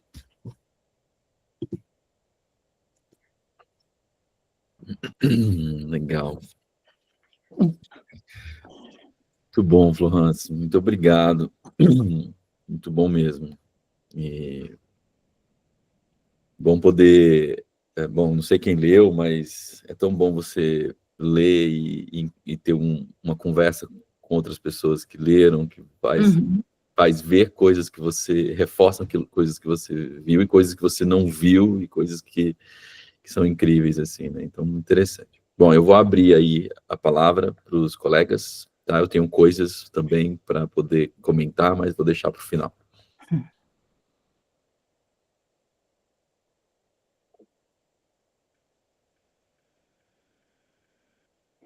Mari. Florence, gente, que livro louco, eu não li. Mas eu fiquei... você vai construindo seu pensamento, né, de uma forma espiral, e aí eu fui ouvindo e falando, gente, mas onde estou, né? Tentando me situar assim, em que lugar do mundo estou, mito, né? Enfim, né? Essas sobreposições que você vai fazendo é muito interessante.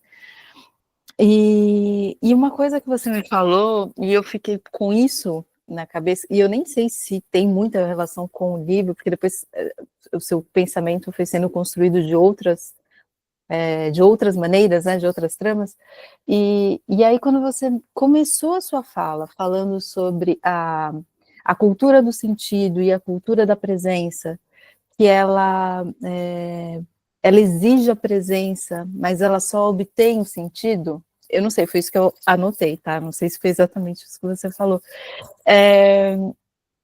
Eu fiquei o tempo todo pensando nisso, sabe? Como é você como fazer essa distinção para a gente, pelo menos é tão difícil, né, no mundo ocidental, né? Até porque, às vezes, a gente tem o hábito de falar, eu preciso dar um sentido para a vida, eu preciso de um sentido, eu preciso de um sentido, né? Como se isso fosse até superior à presença, numa hierarquia. Eu queria te ouvir falar sobre isso, eu não sei se eu compreendi tudo errado, mas é algo que me chamou muita atenção. Obrigada, Mari. Não, você entendeu tudo certinho.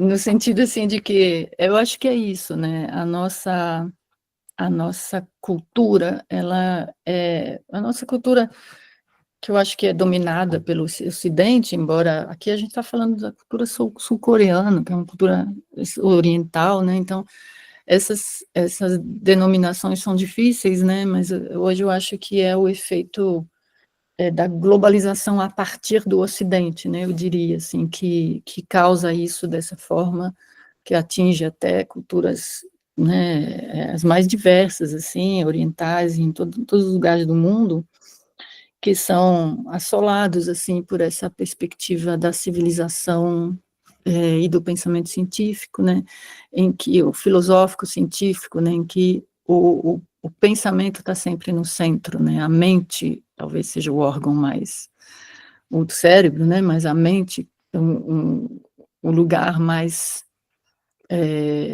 valorizado, digamos assim, com relação ao corpo como um todo, né.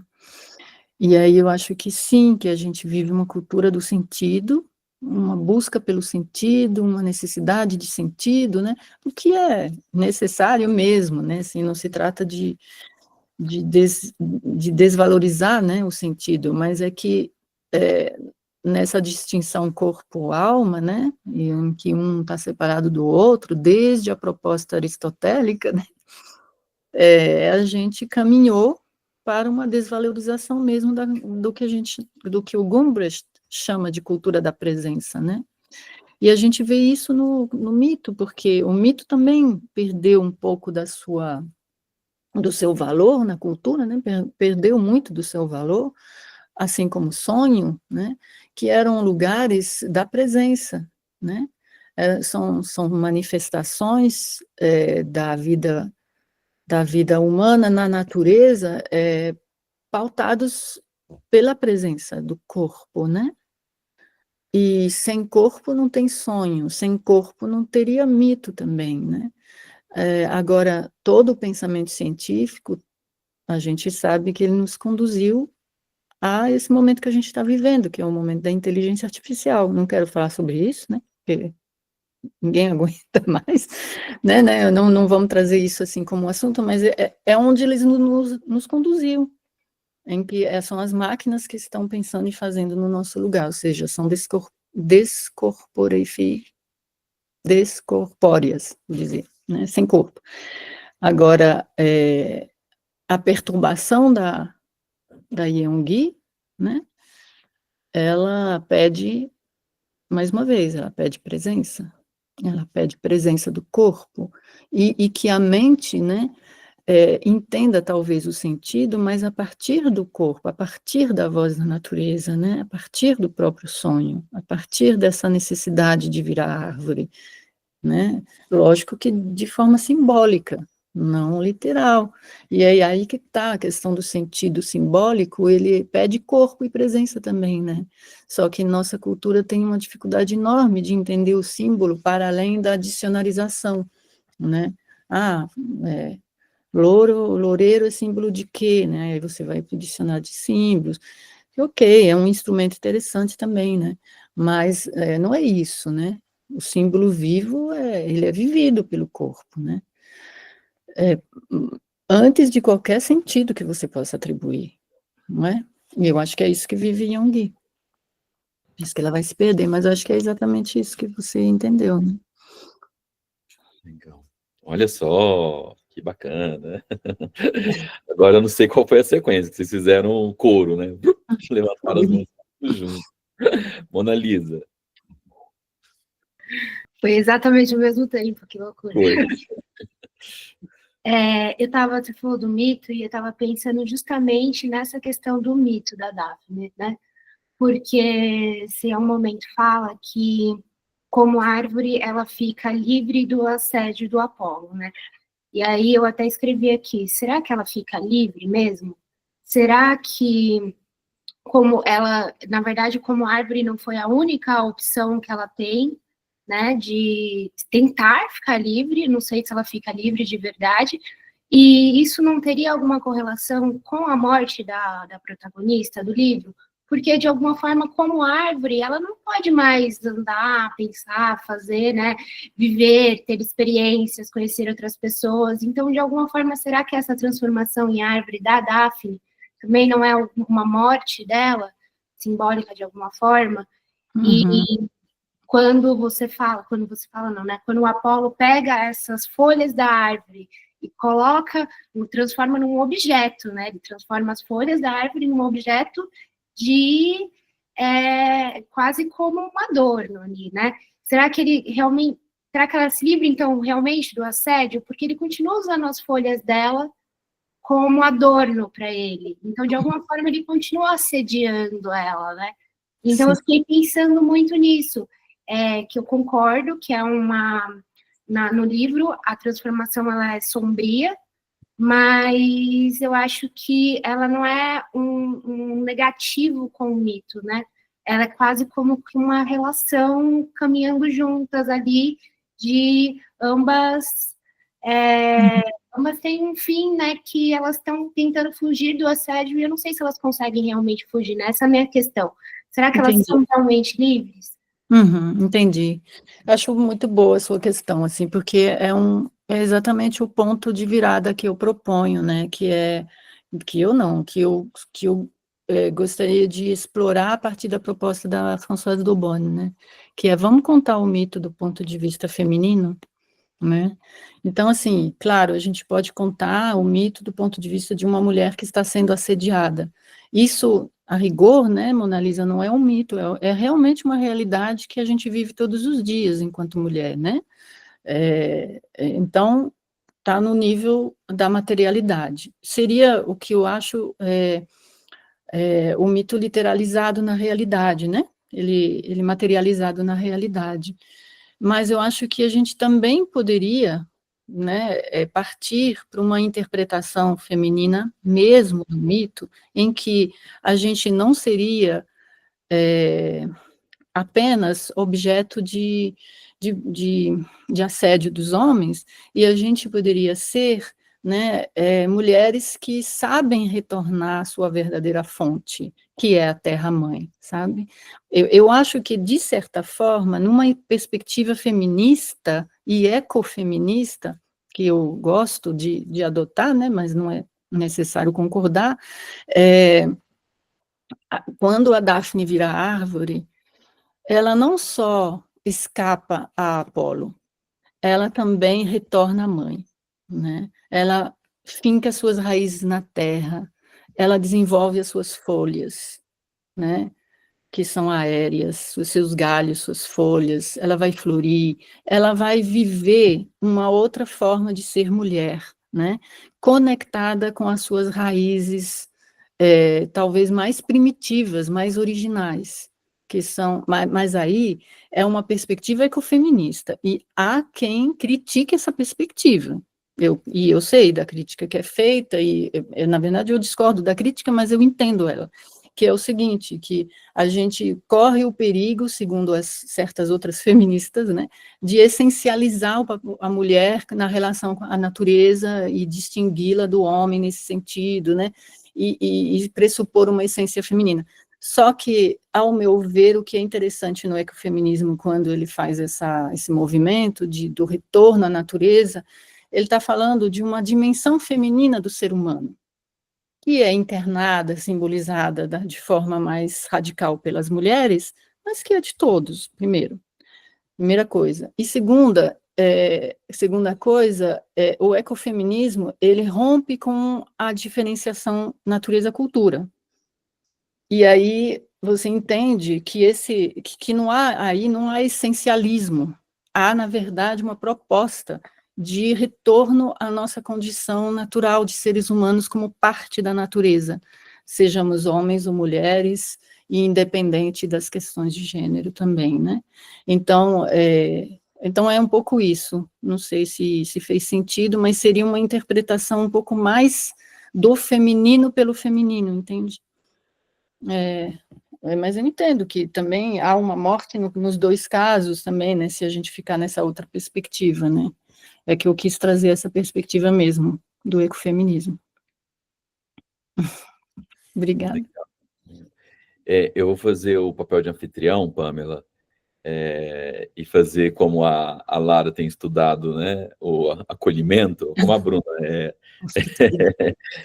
como a Bruna é visitante, eu vou passar para ela. Muito bom te ver aqui, Bruna. E a Pamela é da casa. Obrigada pelo cuidado também. Estou muito feliz de te ver, Leandro. Flor, achei super interessante. Eu não li o livro por opção, porque eu sofro. E aí, quando as pessoas me avisaram que era um livro que angustiava, eu realmente preferi não ler. Sei que estou perdendo em várias questões, mas eu sofro. E aí eu preferi não desenvolver a leitura. Mas eu gostei muito, muito, muito de te ouvir, porque me fez pensar em inúmeras coisas, e eu queria compartilhar e fazer duas perguntas para você. A primeira é que eu achei genial, a forma como você trouxe os mitos, porque faz a gente pensar a transformação da árvore em outro lugar, não como um castigo, mas como uma redenção, né? Acho que talvez um pouquinho diferente da Mona Lisa, eu não entendo que se transformar a árvore se torne um limitante, porque a estrutura da árvore tem várias outras formas de existir, de se comunicar, de ramificar, de conhecer o mundo, de atravessar eras, né? A gente fala de árvores que têm 800 anos, 1000 anos. Então, eu, Bruna, mas é uma opinião, não consigo acreditar que um ser vivo que vive tanto tempo esteja limitado de alguma forma. Eu não vou, mas eu não me sinto limitada por meu corpo não me dar essa perspectiva. Mas, enfim, Flor, o que eu queria muito entender era o seguinte, que eu ouvi a questão do se transformar árvore da personagem do livro, você falou sobre a questão dos mitos que já estão postos. A minha dúvida é, como pode nascer um mito, então? Porque se a sua proposta é que os mitos, eles sempre são contados de uma coisa, de um olhar muito masculino, muito hierárquico, muito do poder, como é possível hoje a gente conseguir construir, fazer novos mitos nascerem, sendo que eu acho que a gente passa por um momento de transição muito delicado sobre quem conta histórias e sobre quem ouve histórias, né? Ouvir histórias também é um dom, não é todo mundo que consegue, hoje em dia, escutar a história e presenciar a história que é ouvida e tornar ela parte da sua própria vida. Então, eu fiquei pensando assim, tudo bem, se a gente tem posto vários mitos que estão nessa ordem, como hoje em dia, dentro dessa nossa realidade, a gente consegue criar novos mitos numa cultura que ela não coletiviza tanto a presença e a possibilidade de vivenciar esses mitos como uma nova realidade. Então, como é possível ainda criar mitos hoje em dia para a gente ter essa outra perspectiva? Essa seria a minha pergunta. Obrigada. Obrigada pela pergunta, né? Eu acho que a gente não cria mitos, nós, seres humanos. Nós não criamos mitos, os mitos existem, estão por aí, desde sempre, né, no mundo. A noosfera, né, do Morin, acho que expressa bem isso, é um conceito interessante para entender isso, quer dizer que, por isso que eu digo que o mito é a voz da natureza, é a natureza falando conosco, não é a cultura, no sentido de não vamos criar mitos, certo? Ao meu ver, né, bom, eu acho que os mitos estão postos, mas que eles passam por um processo de de narrativa e interpretação das narrativas, né? Eles são contados, eles são ouvidos, como você diz, né? Então, eu acho que a proposta, né, de Françoise Daubonne, de reinventar os mitos, não é no sentido, talvez, de criar novos mitos, mas de reinterpretar os mitos e recontá-los de maneira diferente, né? Porque eles, historicamente, sempre foram contados por homens, de fato, né? Quem tem a voz, né, desde na mitologia grega, são poetas, geralmente homens, não tenho, né, ouvido falar de mulheres contadoras de mito, nem autoras, enfim, Homero, Ovídio, são os poetas homens, e aí por isso que eu digo, né, Ovídio põe o foco em Apolo, né, mas será que uma mulher poderia, né, será que a gente poderia pôr o foco em Daphne e pensar, como Mona Lisa sugeriu, o que acontece de fato com Daphne, né? Onde é que está a sabedoria dela aí como árvore?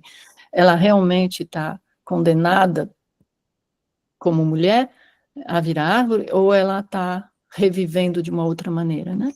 Como você está pensando. Então, eu acho que um mito, ele não nasce, né? E nem, ele está aí, né? São as imagens arquetípicas, na verdade, né? Bom, eu sou muito marcada pelo pensamento junguiano, né? Então, para mim, hoje, ele faz muito sentido esse pensamento, né? Nós fomos atravessados, enquanto seres humanos, quando da nossa constituição, até biológica, de seres humanos, por imagens, né? Por imagens que nos marcaram o nosso corpo, né? Tem toda uma proposta do... Como é que é o nome dele? Um neurocientista, é o Damasio, né? Vocês estão lembrados? Talvez vocês possam me ajudar a lembrar o nome dele. Eu acho que é Damasio.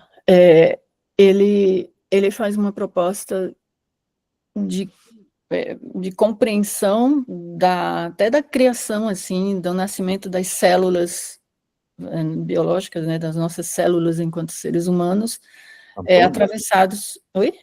Antônio Damasio? Antônio Damasio, é isso mesmo, é ele mesmo, é o Damasio.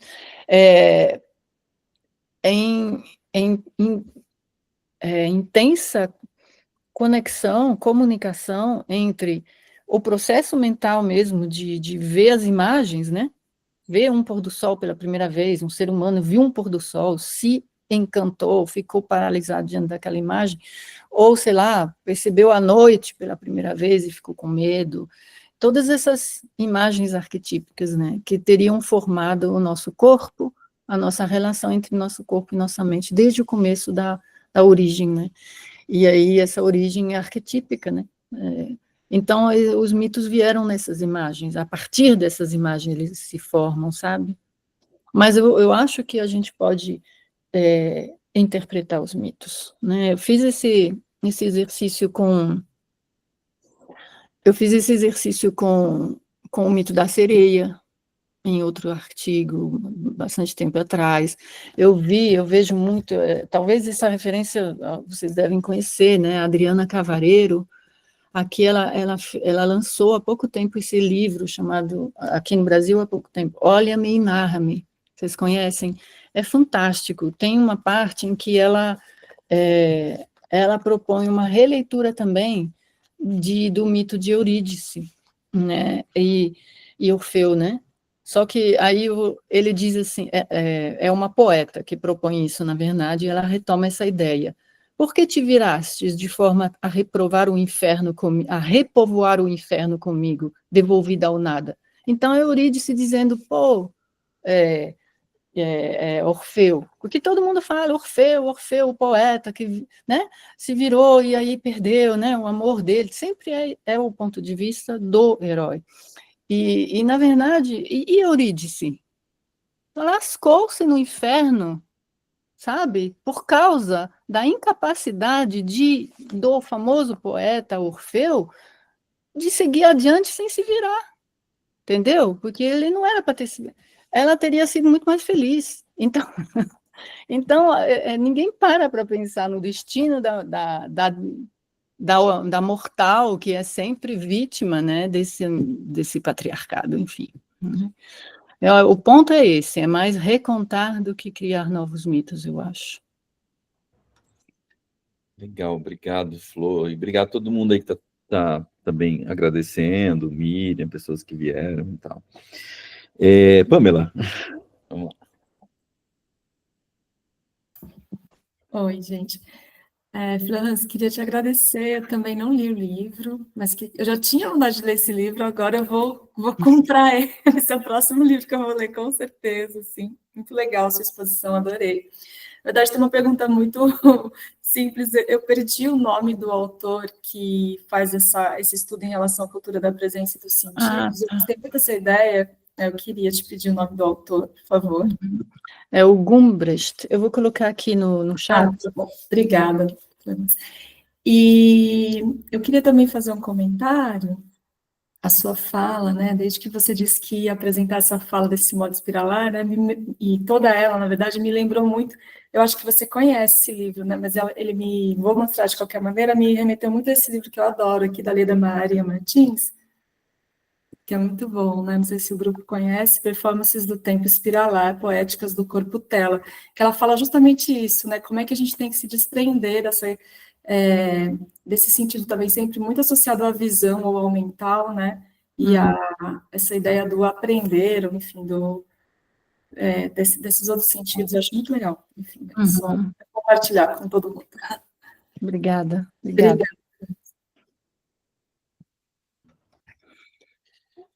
Legal, bacana. E esse livro, e acho que a ideia da Leda Maria Martins também estava na Bienal de São Paulo, e aí eu ia fazer uns comentários, Flor, e a última coisa que eu ia sugerir não, mas assim, trazer também para uma imagem artista, para essa constelação que você nos apresentou, que é a Rosana Paulino. E a Rosana Paulino tem umas pinturas incríveis sobre mulheres árvores, e ela também teve uma galeria dela na Bienal. Aí tem um trechinho aqui, que é da catálogo da Bienal, você vê que incrível, né? Estar enredada nas religiões da base africana afro-brasileira, é ser um pouco as coisas, ou seja, nessas religiões as mulheres são constituídas e constituem a natureza, como é o caso da série Mulheres Mangue. Ela faz Mulheres Mangue, é uma coisa incrível. A avó Jatobá, então ela vai pegando algumas árvores e é incrível. E você foi falando, eu fui vendo as imagens da Rosana Paulino, né? Que beleza. Com as suas raízes aéreas. Então, assim, essa coisa do mangue, né, as raízes aéreas, já não é mais necessário se esconder, conectadas como é o pensamento afrodiaspórico, possibilita trocas e vivência entre mundos. Aí eu acho que vem aquela discussão entre o que Mona Lisa e Bruna estava trazendo, né, que parece que transcende talvez a própria limitação humana a esse ser árvore, né? Porque permite trocas entre mundos, vida, morte, começo e fim, terra e água, sagrado e doce, preto e branco, o meio, lama. Então, isso é um trechinho ela criando, e é do catálogo da Bienal. Então, me fez pensar isso, e esse pensamento espiralar está muito na curadoria da última Bienal, que foi incrível, né? Poxa, que interessante, né? Eu não conheço, não, eu não tive oportunidade de ir à Bienal, eu vou procurar o trabalho dela. E é muito legal isso, né? Fazer essa ponte da literatura, da mitologia com a arte, né? Para a gente entender essas imagens simbólicas, né? Poxa, elas falam muito nas artes visuais também, né? Então, obrigada pela sugestão. Eu coloquei um link aqui no chat, que é enfim, é um site francês que reúne alguns artistas, e aí tem, no catálogo dele de imagem, tem algumas obras dela. Então, acho que fica aí pelo menos uma ou duas dessas mulheres árvores. É verdade, né? Não, agora que você falou, eu falei, nossa, realmente tem tudo a ver. E fazer alguns comentários, dois, sobre o livro, acho que muito bacana, essa relação com o infamiliar me foi muito, esse sentimento de infamiliar estava muito presente na leitura, né? Porque você se assusta, tem um estranhamento, mas você identifica elementos da cultura, da repressão, da violência, né? Desses sistemas, das estruturas. Uhum. Um pai angustiante, assim, você quer revoltante, sabe? É revoltante, você quer... Aquela cena do pai é revoltante. A cena dela também no jantar com o marido é outra revoltante. Não são cenas revoltantes que você fala assim. Então como eu acho legal a Bruna falar assim, me avisaram, não quero ler. Tem uma colega, tem uma amiga que ela faz isso com Miguelin.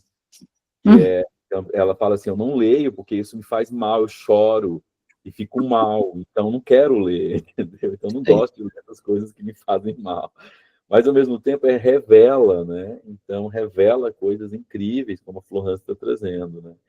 E a sua leitura, sob o ponto de vista de Daphne, sobre essa ideia de reinventar os mitos, é muito interessante. Agora, duas coisas curiosas, assim, é que ela começa o processo de transformação, Miguelinho, você morre de chorar, eu também chorei, assim, hoje. E o primeiro processo de transformação se dá pelo artista, né? Porque é muito interessante, porque quando ela vê as flores pintadas no corpo e ela se sente bem. Ela não sabe que ela se sente bem, mas é exatamente isso. Ela é como se fosse um primeiro estado de... E aí, inclusive, ela para de ter os pesadelos, né? Porque ela não quer nem tomar banho, ela quer... E se dá pelas mãos do artista, mas o artista não percebe que aquilo ali era mais um processo era um processo de conexão dela com e desse estar no mundo, e em oposição a todas as repressões que ela vive. E aí o que acontece? Ao não perceber, como o marido não percebe, como o pai não percebe, como ninguém percebe, ele a violenta de novo, né? Então, eu acho isso muito maluco, assim, mas é pelo processo da arte também. Eu estou falando isso por conta da Adelina também, Gomes, sabe? Sim. Eu acho que, e eu fui ver as pinturas aqui, é muito interessante, dá para reimaginar essa relação mulher-flor, porque e pensar o corpo dela como flor, né? Talvez ela pintada assim, em si mesma, assim, como você muito ter dito, ela não teve uma Nilce no seu processo para poder transformar, e é muito curioso.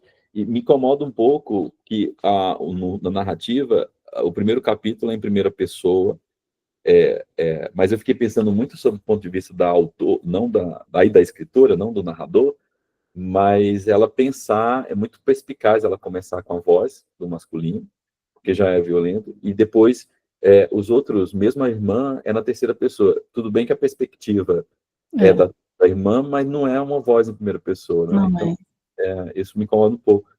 E por último, eu acho incrível, fiquei muito pensando em você mesmo quando fui das suas pesquisas sobre o sonho.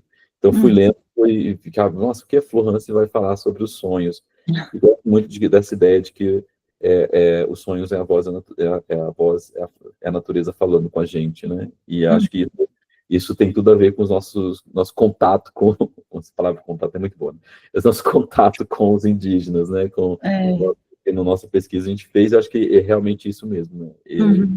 Então eles estão o tempo todo nos alertando para isso, de que ali a natureza está falando com a gente. Isso. Mas no livro, como o livro passa sobre o ponto de vista da sociedade, do sistema, o sonho e a realidade se misturam, de modo que o sonho é um pesadelo e que você deve... você anula o sonho, né? Não foi apenas um sonho, todo mundo fala. Como é que você sabe que vai ficar só de um sonho? Então você anula um sonho, mas ao mesmo tempo o incontornável da realidade a gente chama de sonho, né? Esse duro da realidade, que a irmã mesmo fala, né? Parece um sonho, né? Então você vive algumas coisas na realidade que é tão absurda que você fala, meu Deus, isso parece que eu vivi um sonho, parece que eu estou vivendo um sonho. Então, eu acho interessante isso. E por último ainda tem uma coisa, que a irmã, quando ela chega lá no hospital, ela para e olha para uma zelkova, não sei se você Sim. viu, né? E eu fiquei pensando, quando você falou do loureiro, e aí fiquei pensando na simbologia dessa zelkova. Eu não sei se você chegou a explorar um pouco, assim, sabe?